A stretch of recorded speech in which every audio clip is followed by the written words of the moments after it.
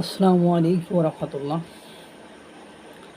বলে মিরপুরের মাটি আওয়ামী লীগের ঘাঁটি, জয় বাংলা জয় বঙ্গবন্ধু, শেখ হাসিনা আসবে, বাংলাদেশ আসবে, এই বলে দিনের আলোতে প্রকাশ মিরপুরে, ঢাকার মিরপুরে ঝটিকা মিছিল বের করেছে আওয়ামী লীগ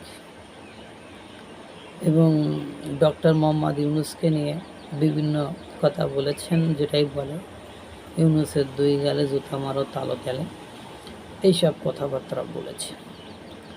এবং এই সংবাদটি বাংলাদেশ প্রতিদিনের ইউটিউব চ্যানেলে একেবারে সরাসরি ভিডিওটাই ছেড়েছে, আমি সেখান থেকে দেখলাম। পাশাপাশি আপনারা আরও দেখেছেন যে নেত্রকোনায় একটা মিছিল হয়েছিল, সেই বিক্ষোভ মিছিলকে কেন্দ্র করে কিভাবে বিভিন্ন বাড়িতে আপনার যারা বিক্ষোভ মিছিলটাকে, আওয়ামী লীগের এই মিছিলটাকে প্রতিবাদ স্বরূপ তারা আবার জামাতরা, বিএনপি তারা আবার প্রতিবাদ মিছিল করেছে। এক পর্যায়ে যে আওয়ামী লীগের যেসব নেতাকর্মী ওই ঝটিকা মিছিলে অংশগ্রহণ করেছিল তাদেরকে সন্দেহ করে তাদের বাসায় আবার ভাঙচুর করেছে। এই যে বিভিন্ন জেলায় আওয়ামী লীগ ঝটিকা মিছিল বাইর হচ্ছে এবং বিশেষ করে মিরপুরের মতো, ঢাকার মিরপুরের মতো স্থানে তারপর দিনের আলোতে তারা মিছিল বের করছে, এটা আবার মিডিয়ায় দিচ্ছে।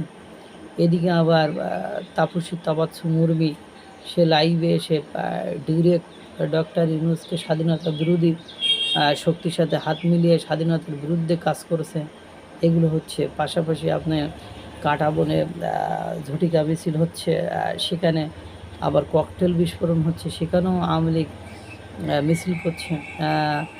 তারপরে আপনারা জানেন বিভিন্ন স্থানে আওয়ামী লীগের সাথে বিএনপির রিসেন্টলি সংঘর্ষ পাচ্ছে।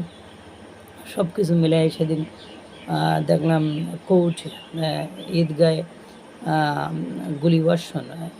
গুলিবর্ষণকে কেন্দ্র করে 17 জন আওয়ামী লীগ নেতাকর্মীদের একসাথে জেল হাজতে পাঠাচ্ছে। সেখানেও তারা কোর্ট চত্বরেই জোরে মানে উচ্চ কণ্ঠে জয় বাংলা জয় বঙ্গবন্ধু স্লোগান দিচ্ছে, শেখ হাসিনার পক্ষে স্লোগান দিচ্ছে। এবং আপনারা জানেন যে আওয়ামী লীগকে নিষিদ্ধ করায় আন্তর্জাতিক মহল থেকে ডক্টর মোহাম্মদ ইউনূসের উপর চাপ সৃষ্টি করা হচ্ছে। পাশাপাশি আপনার মানবাধিকার কমিশন ভলকার তুর উনি বলেছেন যে যেভাবে আওয়ামী লীগকে নিষিদ্ধ করা হলো তাতে তিনি উদ্বিগ্ন, এভাবে মানবাধিকার হরণ করা, মানবাধিকার থেকে বঞ্চিত করা এবং মানুষের বাক স্বাধীনতা হরণ করা, এসবগুলো করা হচ্ছে, সেটাও তিনি উদ্বিগ্নতা প্রকাশ করেছে। পাশাপাশি আপনার হিউম্যান রাইটস ওয়াচও বাংলাদেশ নিয়ে কথা বলেছে। ওয়ার্ল্ড ব্যাংক বাংলাদেশের দারিদ্র সীমার নিচে চলে যাচ্ছে এবং বাংলাদেশের অর্থনৈতিক অবস্থা যে ভঙ্গুর হয়ে পড়ছে সেসব নিয়েও কথা বলছে। IMF তারা ঋণ দিচ্ছে না, সব কিছু মেলায় মানে একটা জগা খিচুড়ি অবস্থার মতো পড়ে গেছে। এবং বর্তমান সময়ে আপনারা জানেন আওয়ামী লীগের সামরিক কার্যক্রম নিষিদ্ধ।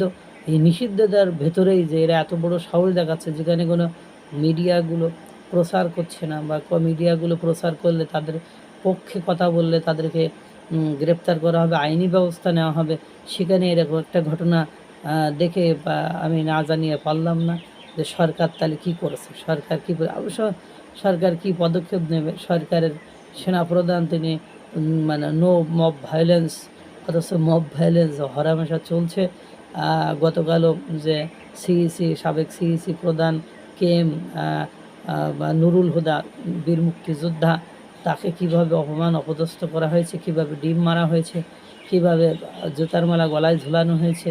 সুতরাং কেউ কাউকে মানছে না, একটা অরাজকতার বা চরম পর্যায়ে পৌঁছায় গিয়েছে বলে মনে হয়। গতকালকে বাংলাদেশে কত ঘটনা ঘটছে, যমুনার অভিমুখে জনগণের পদচারণা প্রেস ক্লাবে সমস্যা, সচিবালয়ের সমস্যা, ইউ স্টুডেন্টদের সমস্যা, মানে সমস্যা, আন্দোলন, মিছিল, মিটিং চলতেই আছে, শুধু চাপ আর চাপ।